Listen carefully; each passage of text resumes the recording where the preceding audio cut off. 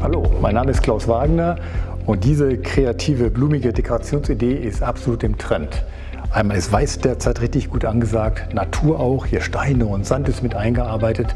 Ja, und von der Technik her ist sie zwar im ersten Moment anspruchsvoll, aber doch recht gut zu arbeiten. Und wie das geht, das möchte ich Ihnen jetzt zeigen. Für unsere landschaftliche, große, flächige Gestaltung nehmen wir erstmal Steckschaum.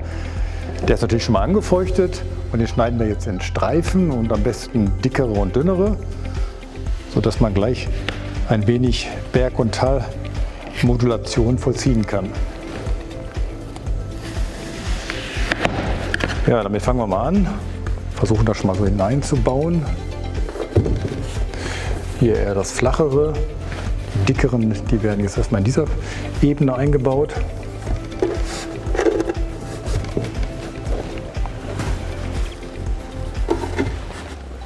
Gegebenenfalls muss man am Rand noch mal ein bisschen nachziehen, sodass man die Gefäßkontur, das Runde, herausarbeitet.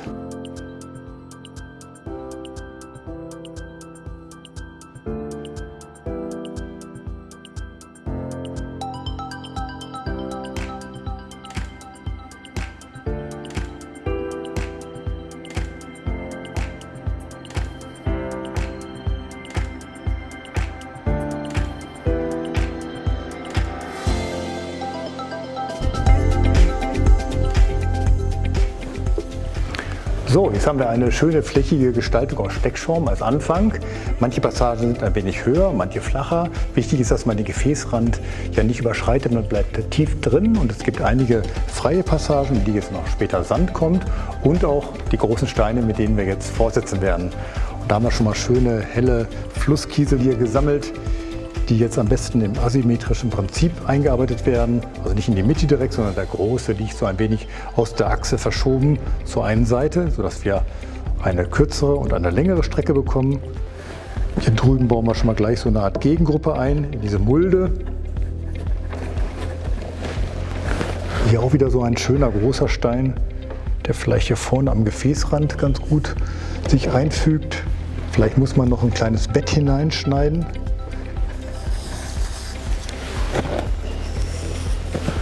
So dass er nicht wackelt.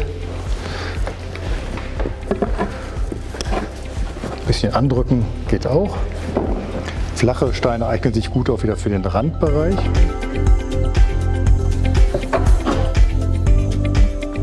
Manche Steine lassen wir auch ein wenig überlappen.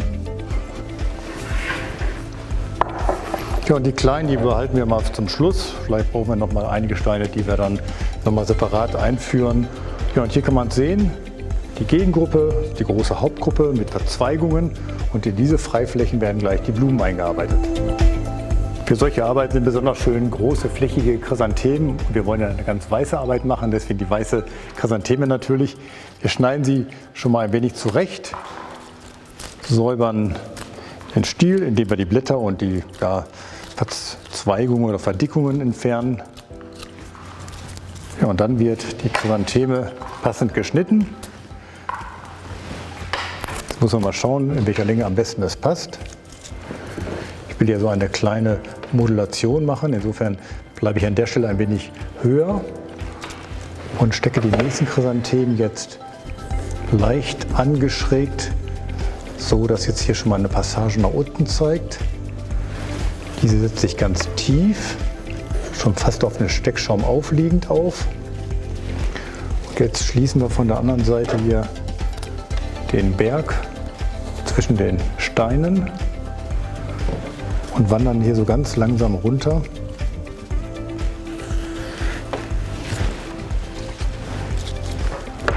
Es darf sich auch ein bisschen überlappen, damit entsteht so ein bisschen gestalterische Spannung.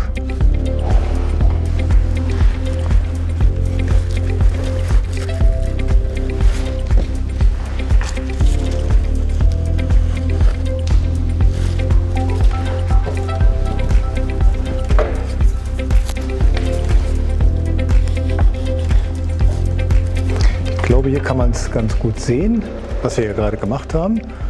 Wir haben hier so einen Hügel aus Chrysanthemen gesteckt. Die höchste Erhebung, hier gehen wir runter und gehen so langsam in das Tal, was gleich weiter ausgearbeitet wird. entsprechend auf der anderen Seite. Das wiederholen wir auf der anderen Gefäßseite dann gleich auch nochmal mit schönen kurzen Chrysanthemen. Bisschen vorsichtig mit den Blüten umgehen.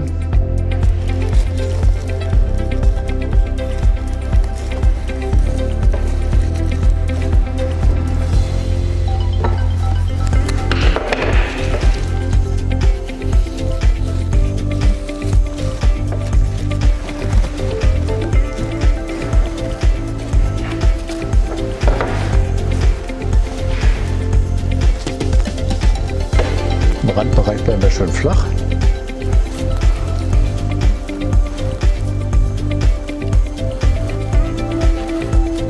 Ja, jetzt ist die Chrysanthemenverteilung vollzogen. Vielleicht ergänzen wir nachher noch mal eine, schauen wir mal. Ja, es gibt jetzt einige Freiflächen, die jetzt noch mit anderen Blumen geschlossen werden.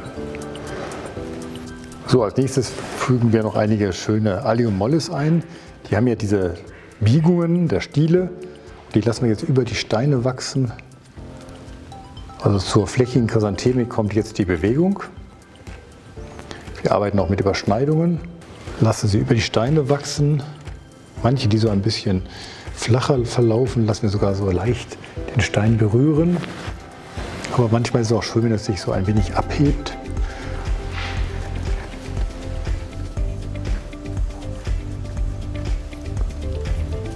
Wenn die Stiele der kleinen Blüten manchmal sehr weich sind, kann man mit einem Zahnstocher oder mit so einem Schaschlikspieß im Steckschaum ein Loch bohren, ganz vorsichtig, und fügt es dann ein. Aber diese Mollis, diese kleinen Allium sind sehr kräftig, damit habe ich keine Probleme bis jetzt. So, hier sieht man schon schön, wie so ein kleines Netzwerk entsteht aus diesen kleinen weißen Blüten. So, wir bauen hier noch ein bisschen an unserem Allium-System weiter. Man sieht auch, dass ich so kleine Abstände zwischen den Stielen herausarbeite. Ganz bewusst, dass es eine Struktur ergibt. So ein kleiner Garten entsteht jetzt hier. Man kann sich das so vorstellen, wie es auch in der Natur sein würde, wie es so wächst.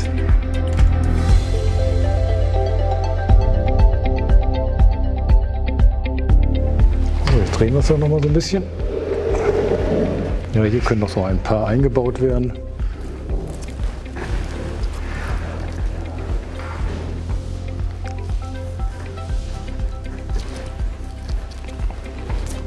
Ja, das sind ja so kleine Gesellen, diese Allium mollis, die sehr lange halten. Chrysantheme auch. Somit haben wir hier schon mal eine Arbeit, wo man sagen kann, sie lebt sehr lange. Da werden wir keine Probleme haben mit der Haltbarkeit. So, das sollte jetzt erstmal genügen an dieser Stelle. Und jetzt müssen wir uns noch Gedanken machen, was wir in diesen Freiraum noch hineinbringen. So, jetzt haben wir noch einige Freiräume. Und zum Beispiel hier diese Alliumblüte ist ideal für diesen Bereich. Da kommen gleich mal zwei dazu.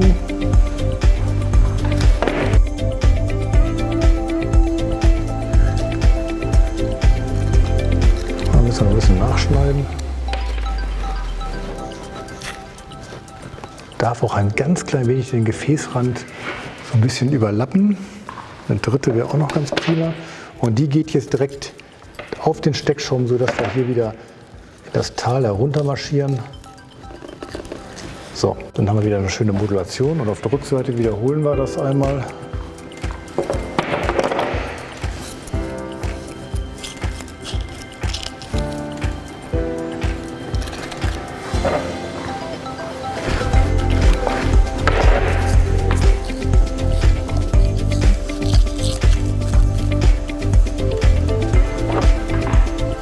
Sehr schön fügen sich auch noch die Reisflower ein.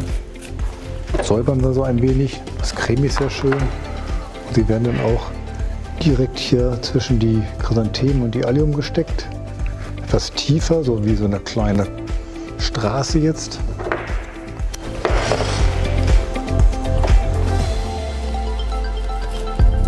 Die laufen quasi so zwischen die Allium.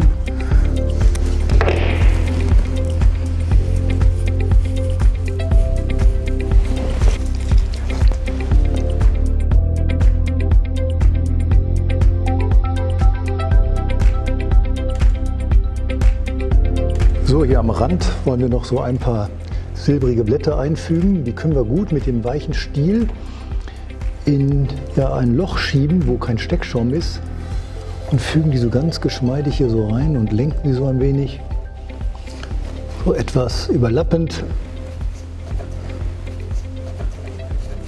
Ja, passt sich gut ein, was Flächiges, und das wiederholen wir dann auf der Rückseite auch nochmal.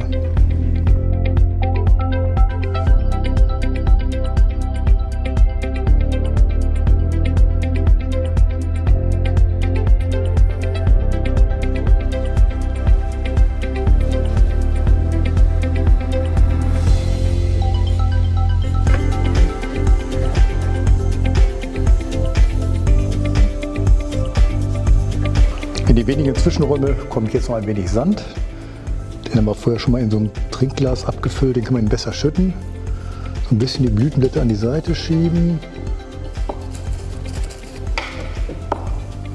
So, das geht dann hier so weiter. Damit kann man perfekt die letzten Passagen schließen. Ja, hier kann noch mal ein Stein dazu kommen. Kann man jetzt auch ein bisschen reindrücken, dass er sich gut verkeilt. Vielleicht hier noch einen reinschieben, so auf die Sandoberfläche. Ja, und das würde ich fast sagen, hier kann auch noch einer rein. So, dann haben wir jetzt alles wunderschön abgestreut. Wir haben eine Berglandschaft hier aus Chrysanthemen, daneben ein paar Steine. Dann hier die Reislauer mit dem Allium, so ein bisschen cremefarbiger. Das Ganze erwächst dann in die Allium mollis, die sich über die Felsen räkeln. Ja, auf der Rückseite geht es weiter mit kleineren Passagen. Hier ist es dann wieder versteiniger, flächiger, und in die kleinen Zwischenräume sind die Reislauer wieder eingefügt. Ja, und somit haben wir hier eine schöne, kleine landschaftliche Gartenszenerie, ganz in weiß, beige, ein wenig grau dabei. Ja, ganz schlicht, ganz friedlich. Ja, und jetzt noch ein Tipp zum Schluss. So eine Arbeit hält locker 2 Wochen, wenn man regelmäßig mal Wasser aufgibt. Ja, und dann hoffe ich, dass Ihnen das gefallen hat. Und da gibt es einmal diesen Button mit Daumen hoch zum Liken. Ja, und Kommentare beantworten wir auch sehr gerne. Und wenn Ihnen das richtig gut gefällt, so eine florale, puristische Inszenierung, die ein wenig Understatement ausstrahlt und sehr natürlich ist, dann schauen Sie mal in mein neues Buch Pure Floral Lifestyle. Wäre ja auch was für Sie. Und unser Kanal ist auch noch ganz spannend. Regelmäßig stellen wir Filme ein und den können Sie auch abonnieren. Und nun wünsche ich Ihnen alles Gute und eine kreative Zeit.